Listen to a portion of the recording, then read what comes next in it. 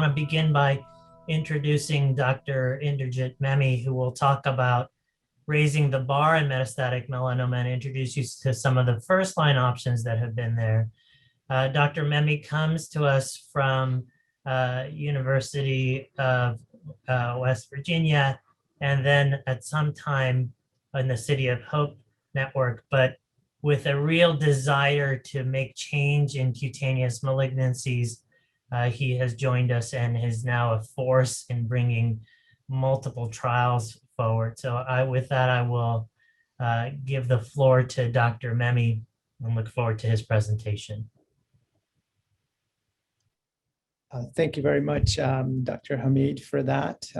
It's a very kind introduction. Thank you to Dr. Pira and Dr. Hamid for bringing me on board. And thank you to Samantha for arranging this patient-oriented symposium.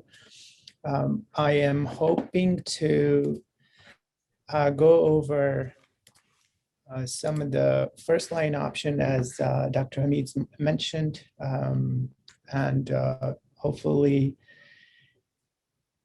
informing everybody what options we have right now for metastatic melanoma, and then subsequent speakers will hopefully tell us where we're going to improve the outcomes even further. So I'm hoping that everybody can see my screen.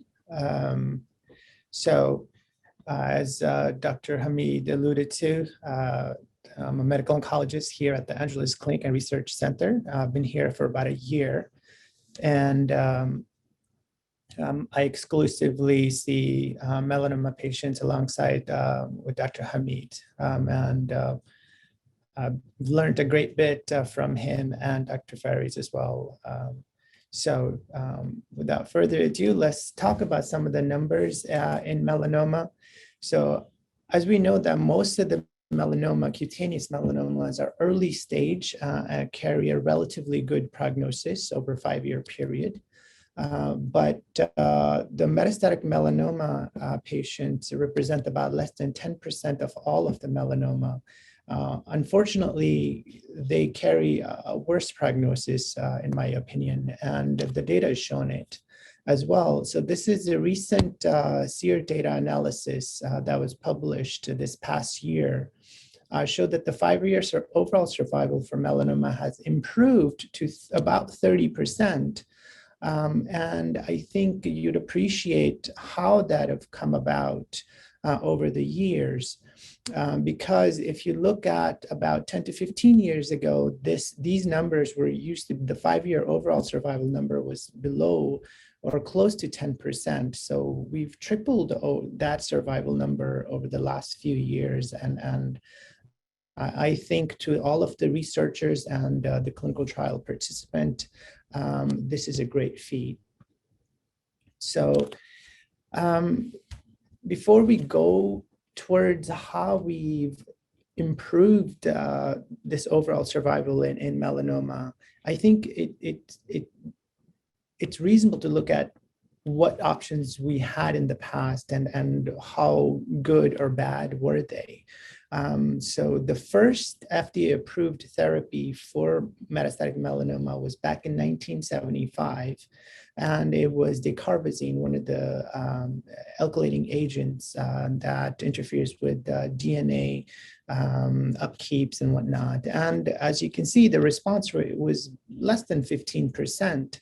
And along comes an oral option of the Carbazine, which is Temodar, and in certain situations is still being used, but again, the response rates are very small at best. And the other single agent chemotherapies that tend to target the DNA is carboplatin, or the cell division mechanisms, microtubule formation is the Taxol, again, very low response rates.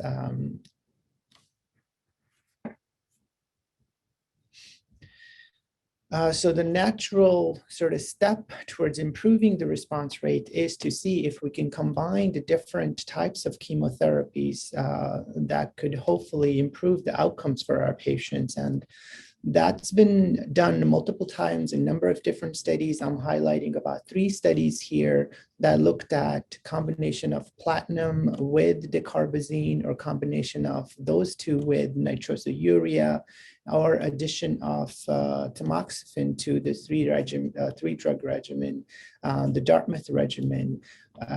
Even though the response rates are much better than single agents, but the durability of the response was lacking. And when you actually look at the single agent, dacarbazine, and compare it to the Dartmouth regimen that included 4 different agents, there wasn't any overall survival advantage. So we knew that chemotherapy is probably either as a single agent or in a combination format isn't going to be the way to improve these survivals. And we've known from before that, and that's because there's a phenomena of regression that can happen at the local site where the melanoma develops in the skin, that there is an immune function that can be utilized to control melanoma. So from those earlier experiences, the cytokines that our immune system is able to release to activate itself towards various pathogens or neoplastic cells, interleukin 2 experience has been great. So IL-2 high dose format was used in about 270 patients, and it's sort of a continuous infusion over 14 days and 14 doses over 5 days with a rest period and then repeating the cycle.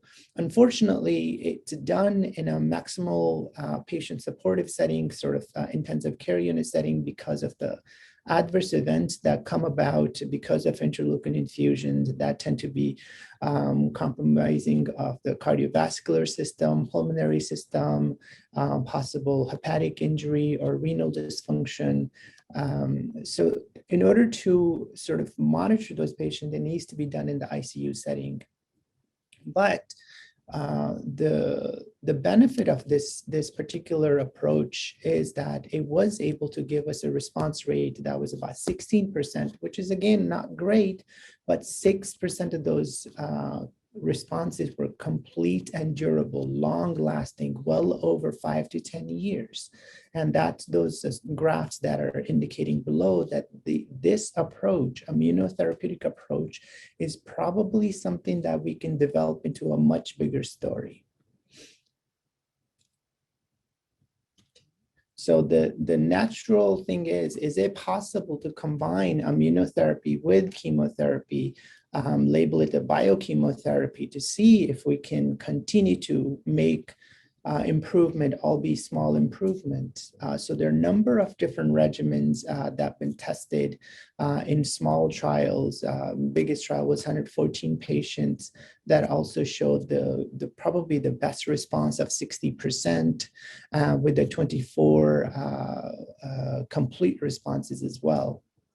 And some of these are inpatient regimens, and some of these are outpatient regimens where a patient could come to the clinic and be treated and be at home. Again, the response rates are better than chemotherapy or interleukin alone. Toxicity still exists and probably worse than each of those 2 approaches. So now the question is how to improve the responses, but keep our toxicity to our patients to a minimum possible. So that brings me to the present, and this is from Dr. Allison's work, who's won a Nobel Prize for this, and that story started with the epilimumab, which is a monoclonal humanized antibody that disrupts how the antigen presenting cells that tend to take the information from the tumor and interact with the T lymphocytes that act against the tumor. And that interaction at times is inhibitory. It doesn't allow the T cell to function properly. And that interaction is between 2 markers, the CTLA4 and B7.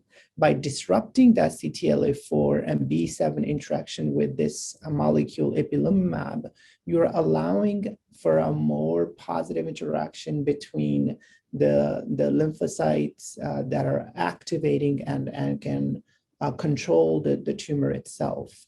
And the second portion of my brief talk is going to talk about the anti-PD-1 antibodies. Again, it's a mechanism to allow our immune system be more active towards the tumor. Okay. So as I talked about the epilimumab, the monoclonal antibody, it was tested in 217 subjects at 3 different doses in a double-blind clinical trial in individuals who had advanced melanoma, failed previous treatments. And as you can see, there are patients who did phenomenally well in a long-term sense. The response rates were still low at the 10 milligram per kilogram dose. The responses were much about at 10 to 11%, but it also came along with significant toxicity that caused injury to the gastrointestinal system or other endocrine systems, potential for injury to the lungs or liver, and skin toxicity as far as rash is concerned. And this is a theme that's going to repeat in most of these trials that looked at immunotherapies.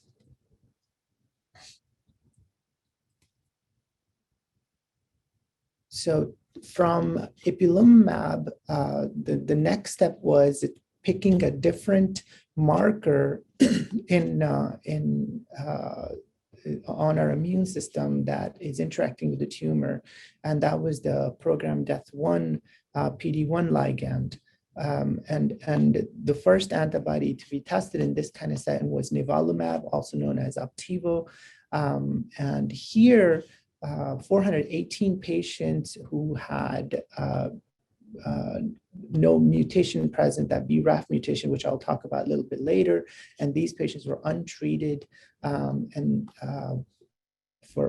metastatic melanoma. At the 3 milligram per kilogram every 2 weeks, they received either nivolumab or the Carbazine, the older chemotherapy that's been used in the past.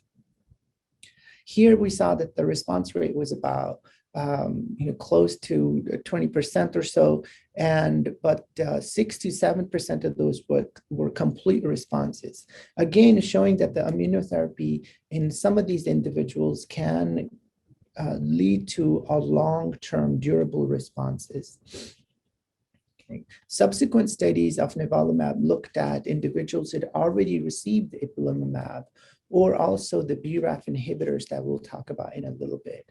Here, we saw that there was an overall survival advantage when you treated metastatic melanoma individuals with nivolumab compared to dacarbazine. Also showed that there was a progression-free survival advantage, took longer for the cancer to come back if it did. Also, that duration of response was much improved compared to dacarbazine alone. This graph right here. Okay, and here's a small sort of inlet of some of the toxicity that are associated with nivolumab, and they can range from fatigue, nausea, diarrhea, rash, vitiligo, and some of the other uncommon toxicity. But most of the time, this is a well-tolerated approach. If you look at some of the grade 3 or more severe toxicity, they're very small in numbers. Okay. The second molecule that targeted that PD-1 pathway is pembrolizumab, also known as Keytruda. And here, the initial study looked at, in a phase 1 setting, about 540 patients who had already progressed or failed ipilimumab, and they looked at a couple of different dosing mechanism of pembrolizumab at 2 milligram per kilogram or 10 milligram per kilogram versus chemotherapy also, and it was given every 3 weeks. Again, here you see that with those pembrolizumab, either at 2 milligrams or 10 milligrams, you're definitely doing much better than chemotherapy. Your adverse event or toxicity profile was much better. There's an overall survival and progression-free survival benefit. And almost all of the patients that you see here in a forest plot benefited from the pembrolizumab approach rather than the chemotherapy. And the side effect profile is very favorable. Most of the time, fatigue, some arthralgias, myalgias are some of the concerns. In rare cases, you can have significant toxicity that is in the GI system or pulmonary system or other skin toxicities. And so that, again, so this was one of the phase 3 study that I wanted to highlight. It's the KEYNOTE-006 study that looked at pembrolizumab, comparing it to epilimumab in advanced melanoma. Again, it's a phase 3 study that looked at pembrolizumab every either 2 weeks or every 3 weeks versus epilimumab at 10 milligrams given every 3 weeks. A large study of 834 subjects, and they were well balanced between the arms. Again, at 6 months, there was an amazing progression-free survival advantage of 47.3% with every 2-week pembrolizumab and 46.4% with pembrolizumab at every 3 weeks, and where epilimumab's 6-month PFS or progression-free survival was only 26.5%. And again, at 12 months, overall survival was 74% with pembrolizumab and 68% with every 3-week pembrolizumab, and IPI was at 58. Now, there's been update to this data for a number of years now, and it's shown that these benefits are sustained with pembrolizumab. And that led to, this data actually led to the approval of pembrolizumab at Q3 weekly option or every 3 weekly option that actually we use quite a bit in our clinics. So, excuse me. The next, we saw some improvements in metastatic melanoma when we use anti-PD-1 agents such as nivolumab and pembrolizumab, but we're still not capturing a good population of those patients. Roughly with nivolumab or pembrolizumab alone, you're capturing only about less than 20% of the patients. So how can you make these treatments available and benefit more patients? And with that in mind, the Checkmate 067 study was carried out. And this particular trial looked at epilimumab, which is the anti-CTLA-4 antibody we talked about a little bit earlier, and nivolumab, which is the PD-1 antibody, and compared it to epilimumab alone.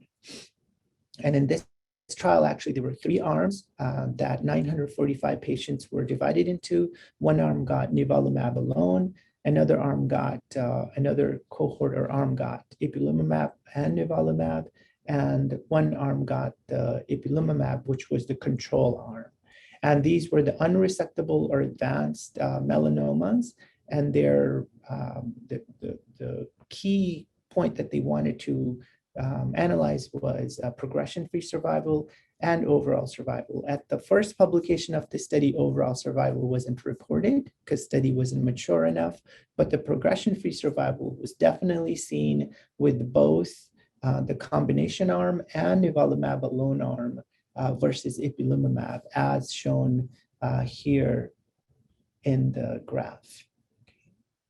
Again, here in the inlet, you see that the responses were much better with both of these options versus ipilimumab. And one of the other things that I should point out is the toxicity with the combination approach was a bit higher compared to nivolumab alone, and somewhat similar to ipilimumab at 10 milligram per kilogram. Okay. This is the highlight of the some of the toxicity data that I talked about.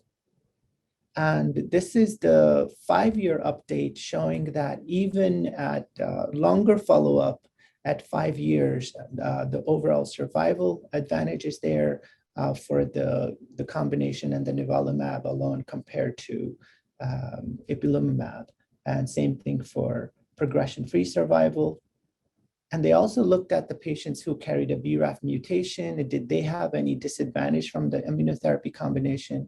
Actually, both of the population, the BRAF mutated or unmutated, had similar benefit with the ipilimumab and nivolumab. The other option is oncolytic virus that sort of intratumoral injections that we tend to use at certain times to see if we could activate the immune system. And one such approach is TVEC. That's shown progression-free survival and overall survival advantage, very tolerated. Number of other trials are ongoing to see if we can combine this option with other immunotherapies to improve the outcomes. A little bit that I will talk about is the BRAF mutation that happens in about half of all of the metastatic melanoma. There are two predominant mutations, the V600E and V600K, tend to be in a non-chronic sun-exposed area. We know that the BRAF mutated patients definitely do worse than the others. There have been 3 different trials for 3 different combination approaches that have shown overall survival advantage versus chemotherapy or single agent BRAF inhibitors. And these tend to be very tolerable overall and predictable toxicity. And we're able to use these fairly routinely in our BRAF mutated patients. I hope I was able to summarize some of the treatment first-line therapies that are available. And I'd love to answer any questions at the end when we have some time.